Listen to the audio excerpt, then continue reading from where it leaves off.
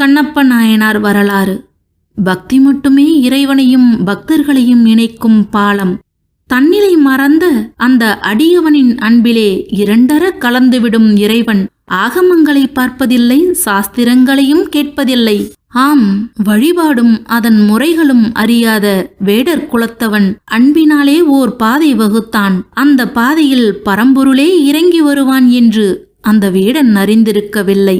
ஆனால் இறைவனோ அறியாதவன், அறிந்தவன், உயர்ந்தவன், தாழ்ந்தவன் என்று பேதம் பார்ப்பதில்லை.